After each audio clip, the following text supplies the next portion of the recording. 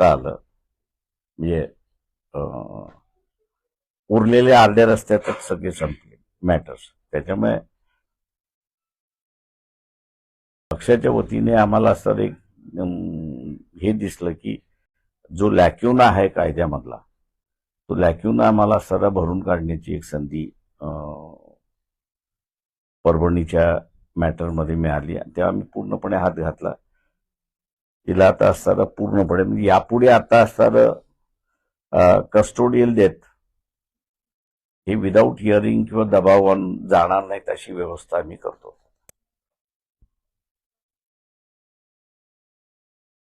निजामाचा प्रश्न वारंवार यासाठी विचारतोय, थोडंसं क्लेरिफिकेशन यावं.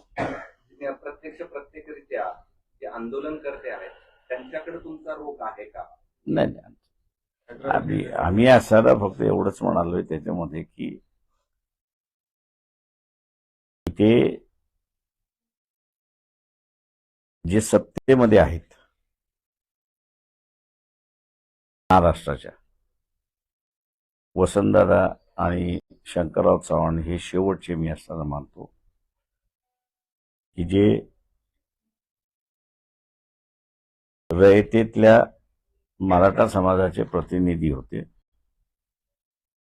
त्याच्यानंतर जे काही मराठा समाजातलं नेतृत्व आलेलं आहे,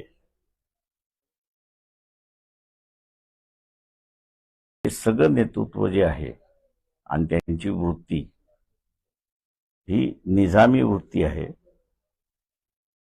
शिवाजी महाराजांची वृत्ती नाही. एवढाच फक्त त्याच्यातला मेसेज आम्ही देतो. दोन्ही राजे आता ज्याला लागू होईल त्याला लागू होईल, आम्हाला काय माहिती आता कोणाचं. आपली म्हणतात हा जी आर कायद्याच्या चौकटीमध्ये टिकणार नाही. एकीकडे उडाल उधळला जातोय की आम्हाला मराठा आरक्षण मिळालं म्हणून, आणि दुसरीकडे ओबीसी भयभीत आहे. मग हा विरोधाभास कसा? विरोध कसला? नाही, विरोधाभास म्हणजे कसला? टिकणारच नाही जी अर्ज काढलाय.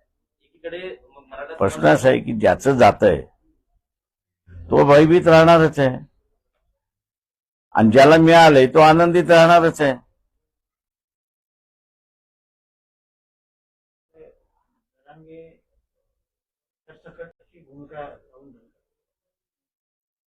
सल्लागारांचे त्यांनी कंट्रोल करून झाले का मला ना मी ते असे की हे राजकारणामधला हा जो शब्द आहे मॅनेज होणं, हा सगळ्यात चुकीचा शब्द आहे असं मी त्या ठिकाणी मानतोय. कारण की प्रत्येक जणांना आपली स्वतःची मतं असतात, तो त्या मताप्रमाणे वागतो. तेव्हा मताप्रमाणे वागला आणि माझ्या मताशी वेगळा आहे असं जर त्या ठिकाणी आलं तर आपण त्याला स्टॅम्प लावून मोकळा होतो की हा मॅनेज झाला.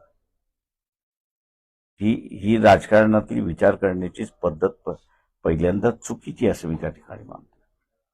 आज जरांगेंना विरोध म्हणजे त्यांच्या भूमिकेवर प्रश्न उपस्थित करतात, कधी काही तुम्ही पण अंतर्वालीला गेले होते?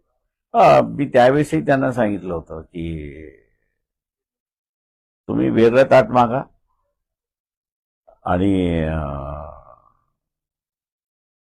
ते कसं मागायचं, कशा रीतीने सिद्ध करायचं, काय करायचं, तुम्हाला आम्ही सगळं त्याच्यामध्ये हे करतो.